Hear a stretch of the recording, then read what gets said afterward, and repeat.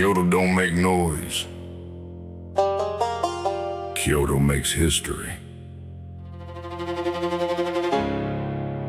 The oldest city in Japan don't need to announce itself. It was here before the announcement was invented. And the man who runs it learned from the city itself.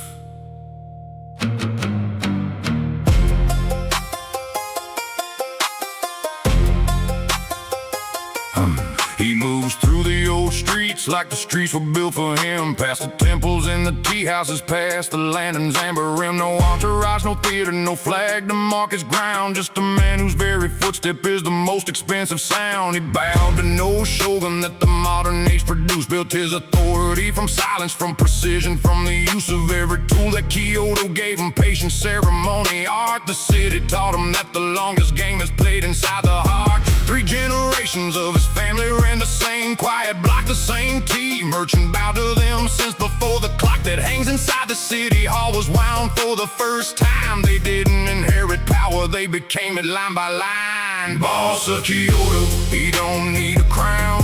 Boss of Kyoto, the oldest kind of renown. Not the flashy, not the loud, not the ones who make the news. The man who runs the ancient city moves in ways you cannot choose to see unless he lets you.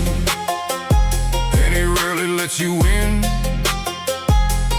Boss of Kyoto, where the real ones have always been. Boss of Kyoto.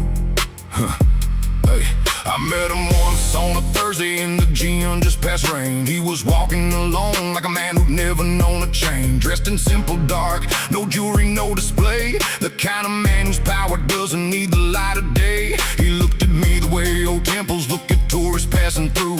Patient and unimpressed, but noting everything you do. Offered me a seat inside a place that had no sign. Poured the tea himself, the kind of gesture drawing the line between the man who serves to show his status is above and the man who serves because the ritual is his love. That's Kyoto, that's the code the ancient city keeps. That real authority is quiet and real power never speaks. Boss of Kyoto, he don't need a crown. Boss of Kyoto, the oldest kind of renown. Not the flashy, not the loud, not the ones who make the news. The man who runs the ancient city moves in ways you cannot choose to see unless he lets you. And he rarely lets you in. Boss of Kyoto, where the real ones have always been. Boss of Kyoto.